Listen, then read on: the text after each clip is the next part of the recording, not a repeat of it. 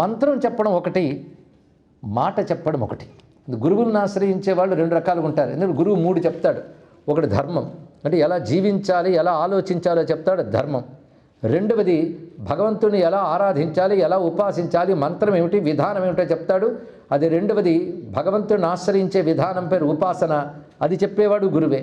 మూడవది అసలు తెలుసుకోవలసిన బ్రహ్మజ్ఞానం ఏదుందో, స్వాత్మస్వరూపం, స్వరూప నిరూపణం అనేది ఏదుందో, ఆత్మజ్ఞానాన్ని లేదా బ్రహ్మజ్ఞానాన్ని లేదా భగవజ్ఞానాన్ని బోధించుతాడు. మూడు ఉంటాయి కనుక ధర్మబోధ, ఈశ్వర ఆశ్రయ బోధ, దీన్ని మీరు భక్తి అన్న ఉపాసన అన్న సరిపోతుంది. మూడవది జ్ఞానబోధ. ఈ మూడు చేస్తాడు గురువు.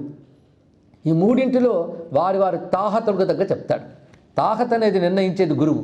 అందుకే నేను హై లెవెల్లో ఉన్నాం కదా వేదాంతం చెప్పండి అని కాలుపుతూ అడిగినా ఆయన ఏం చెప్తాడంటే, నువ్వు అంత లేదురైనా నువ్వు ముందుకున్నాడు ధర్మపాలన చెయ్యి, జాగ్రత్తగా ఉండు. ఎందుకంటే నువ్వు అనుకుంటున్న అర్హుడు అని నాకు తెలుసు. ఎందుకంటే డయాగ్నైజ్ డాక్టర్ చేయాలి కానీ మనమే చేసుకోకూడదు కదా.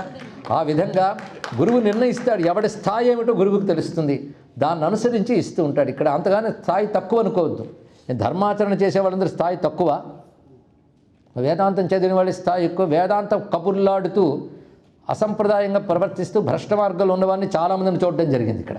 కనుక అదేదో గొప్పది అనుకోవద్దు. కొందరు తత్వము వేదాంతం రుచి ఉన్నట్లు నటిస్తుంటారు, కానీ అది ఇంకొక స్టేటస్ సింబల్ లాగా అయిపోయిన రోజుల్లో మనం ఉన్నాం ఇక్కడ.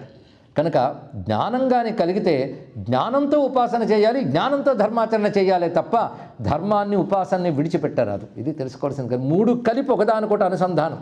కనుక ధర్మ, ఉపాసన, జ్ఞానం. ఉపాసనగా భక్తి అని పెట్టుకుంటే ధర్మము, భక్తి, జ్ఞానము. ధర్మ మార్గానికే కర్మ మార్గం అని పేరు. ఏదో పని చేస్తూ ఉంటే కర్మ మార్గం కాదండి. శాస్త్రచోదితమైన కర్మ, ధర్మం చేయడమే కర్మ మార్గము. అందుకని ఉద్యోగంలో నేను ఉన్నాను కానీ కర్మయోగిని అంటే నువ్వు చేయకపోతే నీ కర్మ బతుకు గడవదు. అది కర్మయోగం కాదు. బతుకు తెరువుకి ఎందరో చేస్తూ ఉంటారు. శాస్త్రం చెప్పి నీకు విధించిన కర్మను ఆచరించడమే కర్మయోగము. అదే ధర్మము. కర్మ అన్న ధర్మం అన్న ఒక్కటే. కనుక ధర్మాచరణ, కర్మాచరణ ఉండవలసినదే. ఒకవేళ నీకు వేదాంతంపై ఆసక్తి ఉండి వైరాగ్యం ఉంటే నిష్కామంగా కర్మ చేయాలి, కానీ కర్మను విడిచిపెట్టరాదని మొట్టికాయ వేసి చెప్పాడు మా జగద్గురు కృష్ణ పరమాత్మ. అవునా లేదా?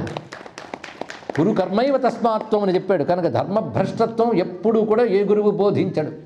రెండవది ఆ ధర్మంతో భగవంతుని ఆశ్రయించాలి. కృష్ణ పరమాత్మ చెప్పినట్టు స్వకర్మణ తమభ్యర్చ, నీదైన ధర్మముతో భగవంతుణ్ణి అర్చించు. అర్చించడమే ఉపాసన, భక్తి అని చెప్పబడుతుంది. అప్పుడు జ్ఞానం అనేది సిద్ధిస్తుంది. కనుక ఒకవైపు విచారణ చేస్తూ ఉన్నప్పటికీ నువ్వున్న ఆశ్రమానికి తగ్గ ధర్మం చేయాలి.